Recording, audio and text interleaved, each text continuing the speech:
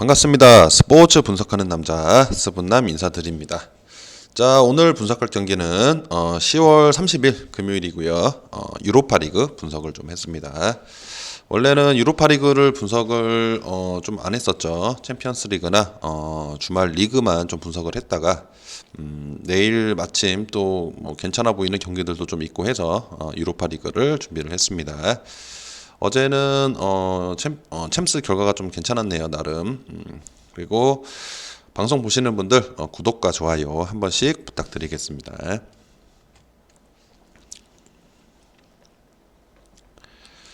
자, 그래서 유로파리그는 경기가 많다 보니까 조금 약식으로 좀 빠르게 갈 수 있도록 하겠습니다.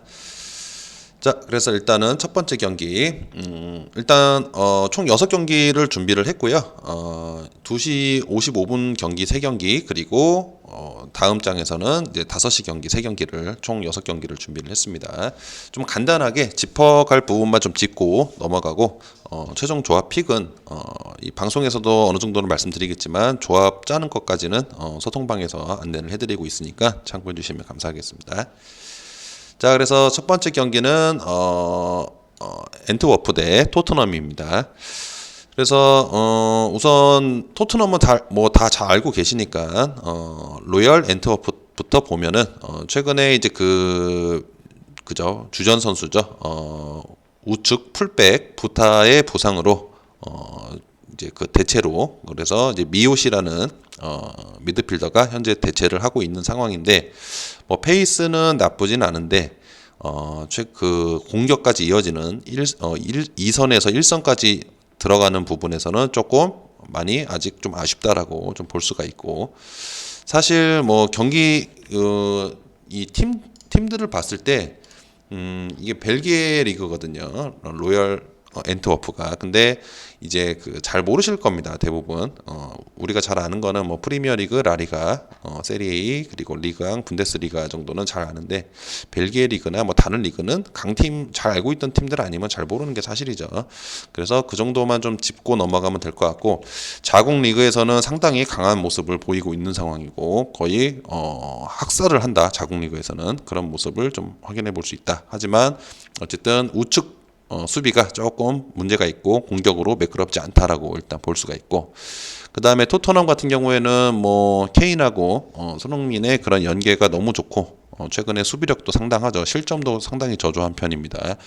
그리고 지금 경기가 계속 이제 반복되고 있죠. 주중에도 있고 주말에도 있고 계속 경기가 많은데, 로테이션을 선발들을 봤을 때 조금 나름 체력 안배에 많이 좀 공을 들였다라고 볼 수 있고, 이번 경기에서도 풀 전력으로 나오진 않겠지만 아마 승리는 좀 괜찮지 않겠나, 확실하지 않겠나라고 보여지고, 토트넘 승만 보도록 하겠습니다. 언오버는 3점인데 이 토트넘의 그런 체력 안배를 감안했을 때는 조금 저득점이 좀 낮다라고 일단은 생각이 듭니다. 그래서 딱 하나만 찝자면 토트넘 승이 그냥 제일 좋겠다라고 보여집니다. 그리고 이제 두 번째 경기 똑같이 2시 55분이고요. 아테네 대 레스터 시티. 그래서 아테네가 지금 홈에서 이제 볼프스부르크를 꺾었죠. 꺾었고, 그리고 이제 지금 이제 레스터 시티와 붙습니다. 사실 이 G조거든요. 아테네가 있는 그 조가 G조인데, G조에서는 제일 좀 약체로 뽑히는 건 사실입니다. 근데 어쨌든 그래도 불프스부르크를 이기고 무시할 그런 전력은 아니다. 그리스에서는 그래도 탑급의 그런 팀이라 볼 수 있죠. 그리고 이제 그 좀 주목할 거는 올리베이라라는 이제 그 공격수가 있는데, 아직 4경기 나와서 골이나 도움은 하지 못했지만 어쨌든 조금 눈여겨볼 필요가 있고, 그리고 지난 시즌 그리스 리그에서 득점 3위에 올리면서 이 선수가 이제 PK 이제 박스 안에서 뛰어난 그런 영향력을 보였다. 팀 승리에 기여도를 많이 했다라고 볼 수 있고, 그리고 올 시즌에 아테네에서 영입한 안사리파드 5경기 2골을 현재 기록 중인 그런 선수인데, 둘의 조합이 어떻게 될 수 있냐가 조금 관전 포인트다라고 볼 수 있습니다. 그 다음에 이제 레스터 시티가 신입 센터백이죠. 포바나 그리고 에반스가 합이 최근에 좀 괜찮다라고 좀 보여지고, 그러니까 수비 부분에서 조금 안정감이 많이 올라와 있다라고 볼 수 있고, 그 다음에 미드필더 메디슨하고 프라트가 최근에 좀 부진했었는데, 이선에서 미드필드에서 중원에서도 나름 요새 좀 페이스가 좀 괜찮다라고 봅니다. 레스터 시티가 최근 경기 결과들을 보면 최근에는 좀 괜찮지만 좀 요 며칠 한 달 전만 하더라도 조금 불안불안했죠. 계속 패배도 좀 많이 했었고, 그런 부분들이 좀 최근에 개선이 된 것 같다라고 좀 보여집니다. 그리고 최근에 이제 아스날의 원정을 가서도 그런 수비도 합도 괜찮았고, 그리고 최근 부진했던 미드필더들도 좀 안정을 찾았다. 그래서 1대0 승리를 했습니다. 원정에서. 그래서 종합적으로 봤을 때 배당이 4.5배, 3.9 그리고 1.75, 언오버 2.5인데 언오버 2.5가 의미심장한 내용이죠. 아테네도 기본적으로 수비가 좀 괜찮고, 레스터 시티 역시 최근에 수비가 좀 많이 괜찮아진 모습인데, 어쨌든 아테네가 볼프스부르크를 2대1로 이겼는데, 그래서 그런지 2.5라는 기준점이 다소 좀 꺼려지는 건 사실입니다. 그래서 핸디캡을 좀 봤더니 아테네가 1프렌을 받아요. 1점 정도 받으면 그래도 홈에서만큼은 아테네가 견고하고 리그에서도 괜찮은 모습을 최근에 보이고 있다. 그리고 볼프스부르크도 잡았고 홈에서 그런 모습들을 봤을 때는 레스터 시티가 최근에 좋아진 모습은 확실한 건 사실이지만, 그래도 1점 정도 받으면 홈에서 또 괜찮은 모습을 보일 게 오히려 아테네가 좀 낫지 않겠나라고 보여지고, 아테네 1점 프랜승을 가도록 하겠습니다. 1점 프랜승. 자, 다음에 세 번째 경기 헨트 대 호펜하임. 그래서 헨트가 최근에 조금 분위기가 안 좋습니다. 패배가 많고 지금 자국 리그에서도 10경기에서 4승 4무 2패로 조금 아쉽고, 득점 16득점에 15실점. 그래서 실점도 많고 득점도 어느 정도 하고 있는 상황인데, 그리고 순위는 10위고요. 그래서 어쨌든 작년에는 헨트가 거의 그냥 그 리그를 깨 부셨었죠. 헨트가 리그를 깨 부셨었고, 역시 그런 좋은 페이스를 좀 요새는 좀 이어가지 못하고 있다라고 좀 보여집니다. 그런 것들은 좀 참고하시면 좋을 것 같고, 그리고 유로파리그 조별 예선 1차전에서도 이제 좀 약체 팀이죠. 슬로반 리베레치 상대로도 1대0 원정에서 패배를 했다. 최근에 흐름이 좀 좋지 않다. 그리고 그때 패배를 했을 때도 당시에는 점유율이 거의 70%대로 점유율은 높았는데도 1대0으로 패배를 한 거는 역시 좀 아쉬웠다라고, 공격적인 그런 루트가 조금 효과적이지 못하다라고 볼 수 있습니다. 그리고 이제 호펜하임을 봤을 때는 이제 호펜하임의 그 공격수죠. 크라마리치 선수가 어쨌든 최근에 그런 그 코로나 이슈로 출전을 하지 못하고 있는 상황이기 때문에, 크라마리치 선수를 제외하고는 사실상 호펜하임 득점력이 좀 루트가 많지는 않습니다. 그래서 그런 득점원이 조금 크라마리치 선수에 조금 집중된 모습인데, 그래도 최근에는 크라마리치 선수가 없어도 무나스 다부르 선수가 득점을 해주고 있고, 그리고 직전 경기에서 브레멘과 베르더 브레멘 경기에서 1대1로 무승부가 됐지만, 어쨌든 미드필더 가이거 선수가 1점을 득점을 했었고, 하지만 어쨌든 여전히 그 1선, 2선에서 조금 연결이 매끄럽지 못하다. 왜냐하면 주 득점원이 빠지다 보니까 팀 입장에서도 다른 방법을 찾아야겠죠. 기존의 방법이 아니라. 그러다 보니까 좀 매끄럽지 못하다라고 볼 수 있고, 그래서 이번 경기에서도 헨트와의 경기에서도 출전할 가능성은, 크라마치 선수가 출전할 가능성은 많이 낮다라고 일단은 보는 게 좋고, 기준점이 3점인데 헨트가 최근에 그런 페이스가 좋지 못한 건 사실이고, 근데 이 호펜하임과 헨트가 경기를 치르면 분명히 점유율은 헨트가 가져갈 확률이 높습니다. 점유율은 더 높게. 하지만 공격적인 효율이 좋지 못한 상황. 그리고 호펜하임 역시 득점력이 좀 많이 부진한 상황으로 봤을 때는 헨트 프렌으로 보거나 1점 프렌으로 보거나 0.5 프렌을 보거나 아니면 3점 기준으로 언더를 보는 게 좀 더 괜찮을 것 같다라고 봅니다. 어쨌든 둘 다 최근에 득점력이 조금 다소 부진했다라고 보는 게 좋겠습니다. 자, 다음에는 이제 5시 경기죠. 5시 경기니까요. 참고해 주시고요. 자, 첫 번째 경기 아스널 대 던더크 경기입니다.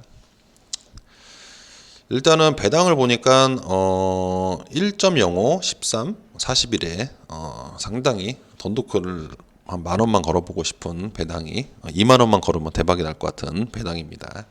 그래서 기준점은 3.5점이고 그래서 아스널이 직전 레스터시티에 패배를 당했고 그리고 유로파리그 1차전에서 라피드 빈 상대로 2대1로 승리를 했습니다. 그래서 어쨌든 상승세를 조금 이어가기에는 좀 실패를 한 거죠. 라피드 빈 상대로는 승리를 했지만 홈에서 레스터시티에 0대1로 패배를 했고 근데 이번 경기를 통해서 던더크를 상대로 다시 한번 상승세를 좀 이어가 보고 싶다. 전력 차이가 많이 나는 부분이기 때문에 그렇게 볼 수가 있는데 근데 이제 문제는 아무래도 이제 그 아스날의 주 공격수 오바메양하고 라카제트 선수가 조금 이번에는 조금 한 번은 좀 템포를 좀 쉬어가지 않겠나라고 뭐 90분 내내 돌리지는 않지 않겠나라고 일단 볼 수가 있고 그리고 유망주 어린 선수들을 조금 투입할 확률이 좀 높다라고 볼 수가 일단은 있습니다. 좀 그렇게 생각을 기본적으로 하는 게 좋을 것 같고 그 다음에 던더크를 보면은 이제 리그 워터퍼 리그 경기 워터퍼드에서 1대 0으로 패배를 해서 지금 연패에 조금 그런 수렁에 빠진 상황이고 그리고 이번 시즌 자국 리그에서 좀 경쟁력이 좀 많이 떨어졌다. 그러니까 요새 폼이 좀 좋지 않다라고 보여지고 지난 시즌에 비해서 던도크가 크게 달라진 점은 실점이 좀 많아졌다. 수비가 좀 많이 불안하다라고 볼 수가 있습니다. 그래서 오늘 경기는 이제 이번에 있을 경기는 아스날의 뭐 공격력은 뭐 던더크 선수들도 충분히 알고 있겠죠. 그래서 약간 수비적으로 무게 중심을 좀 내려서 수비적인 전략으로 역습으로 좀 갈 확률이 높다라고 보고 핸디캡을 봤더니 이 배당은 1.05배인데 이건 조금 이런 거는 가기는 가는 건 아니죠. 그래서 차라리 갈 거면 던더크가 프렌이 3.5점 정도, 3에서 3.5점 정도를 봤는데 3.5점에서 3점 정도면 던더크로 가볼 만하다. 왜냐면 아스날도 지금 리그에 상당히 집중을 해야 될 필요가 있고 던더크를 상대로 뭐 10점으로 이기든 1점 차이로 이기든 크게 의미가 없는 거죠. 그리고 던더크는 수비적으로 나올 확률이 높고 그래서 3점 정도면 프렌으로 한번 가보는 게 좋겠다라고 볼 수 있습니다. 그래서 던더크 프렌승. 자, 그 다음에 스페인의 최근 떠오르는 그라나다 그리고 PAOK 그리스의 PAOK FC. 자, 그래서 최근 그라나다가 폼이 좋습니다. 리그뿐만 아니고 유로파 리그에서도 무패 행진을 계속 이어가고 있고 미드필더 2선과 수비 3선에서 수비적인 움직임이 상당하다. 그래서 최근 그라나다의 경기를 보면 점유율도 상당히 높여가면서 중원에서부터 압박을 하면서 우리 골대 쪽으로 공격 찬스를 못 만들게끔 상당히 수비적인 모습도 강하지만 그렇다고 득점력이 또 없는 건 아니죠. 그래서 승리가 요새 좀 많습니다. 그래서 그라나다 특히 홈일 때 조금 괜찮은 더 모습을 보여주고 있다. 그리고 그라나다가 템포가 빠른 편은 아닙니다. 템포가 좀 어느 정도 점유율을 좀 지향하고 그런 안정감을 좀 지향하기 때문에 템포는 좀 느리다라고 일단 볼 수가 있고 그리고 공격수 몰리나를 비롯해서 앙헬 몬토로까지 폭발적인 득점력은 아니지만 그래도 경기에 승을 챙길 정도의 충분한 1점에서 2점 정도를 계속 꾸준하게 해주고 있다라고 볼 수 있고 그 다음에 이제 그 PAOK FC의 이제 그 특징은 설명을 좀 드리면 일단 수비력은 좋습니다. 약간 짠물 수비의 그런 느낌도 상당히 좀 들고 경기 내용을 봤을 때 그런 것들은 좀 괜찮아 보이고 그리고 최근에 공격 포인트를 그래도 올려주고 있는 주전 공격수죠. 토마스 무어가 매 경기 득점을 하고 있다라고 일단 볼 수가 있고, 그리고 최근에 이제 공격수죠. 벤피카에서 온 지브코비치 선수가 아직은 득점 포인트를 올리지 못하고 있다.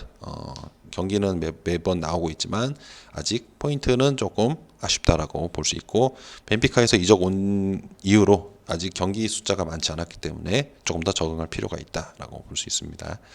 그래서 POK가 조금 경기 스타일을 보면은 슈팅 횟수가 좀 많습니다. 이 슈팅 횟수가 좀 많은 편인데, 그게 아무래도 이제 경기를 보면 조금 중원에서 미드필더에서 이제 이제 중거리 슛을 때려버리는 그런 경우가 많다. 그래서 공격 횟수는 많은데 사실상 골 들어가는 거는 그렇게 많지는 않다. 위협적이진 않다라고 볼 수 있는 거죠. 그래서 중거리 슛이 많기 때문에 조금 진영을 좀 가다듬을 진영을 좀 가다듬을 시간을 버는 쪽에 그런 패턴이 많다. 그래서 좀 더 세밀한 공격이 필요하겠다라고 보여집니다. 그래서 그라나다를 상대로 그런 약간 세밀함이 좀 떨어지는 공격력을 봤을 때는 아마 그라나다 수비에는 최근에 그런 수비에는 쉽지 않을 것이다라고 좀 보여지고, 그라나다 승으로 그래도 꾸준하게 득점은 어떻게든 내주고 있는 그라나다가 좋겠다라고 보여집니다. 그래서 그라나다 승으로 가보도록 하겠습니다. 그라나다 승. 자, 그 다음에 레인저스 대 레흐 포츠난. 그래서 스코틀랜드의 강자 레인저스, 그리고 폴란드의 강자 뭐 최강팀은 아니지만 상위권 레흐 포츠난. 그래서 기준점은 2.5점이고 배당은 1.45. 좀 저배당이죠. 우선은 레인저스부터 보면은 역시 뭐 셀틱과 더불어서 거의 최강자로 스코틀랜드 프리미어십의 최강자로 볼 수가 있고, 지금 최근 경기 내용을 봤을 때 리그뿐만 아니라 유로파 리그까지 모두 패배 없이 달리고 있다. 올해 8월 7일 레버쿠젠에 패배한 이후로 현재 15경기 연속 패배가 없습니다. 거의 뭐 수비도 상당히 좋고, 그래서 레인저스 하면 떠오르는 거는 수비력이죠. 그래서 수비력이 상당하다. 그리고 또 레인저스 하면 떠오르는 거는 세트피스 상황에서 수비수들의 그런 공격 가담이 좋다라고, 그래서 위협적이다라고 볼 수 있습니다. 그리고 공격수 주전 공격수 저메인 데포가 매 경기 득점을 이어가고 있기 때문에 좀 좋은 흐름이다라고 일단 볼 수가 있고, 그리고 이제 레흐 포츠난을 보게 되면은 저번 유로파 리그 벤피카에게 홈에서 2대4로 패배를 했습니다. 그래서 조금 득점력은 있는 편이죠. 이 레흐 포츠난 같은 경우에는 그 스타일이 약간 공격적인 스타일이다라는 팀이라고 좀 볼 수가 있고, 4실점을 했다는 거는 공격적인 팀인 건 맞는데 수비 부분에서는 역시 좀 여실히 문제가 좀 있다라고 보여지고, 그래서 이제 주전 공격수 미카엘 이샤크가 그 경기에서도 벤피카의 경기에서도 두 경기를 넣으면서 두 경기가 아니라 두 골을 넣으면서 어쨌든 멀티골을 기록을 했고, 그래서 아마 레인저스를 상대로 득점을 해줄 선수는 이샤크 선수가 아닌가라고 보여집니다. 그래서 팀 밸런스 자체가 약간 공격에 초점이 맞춰진 팀이기 때문에 레흐 포츠난 팀이 수비가 상당히 괜찮은 레인저스 또 홈에서 사실상 레인저스가 전반이든 뭐 후반이든 선취 득점을 올린다면 레흐 포츠난 입장에서는 상당히 뒤집기가 어려울 것 같다라고 볼 수가 있고, 설상 레흐 포츠난이 먼저 득점을 해도 레인저스의 저력이면 충분히 따라갈 정도의 힘이 있다라고 봅니다.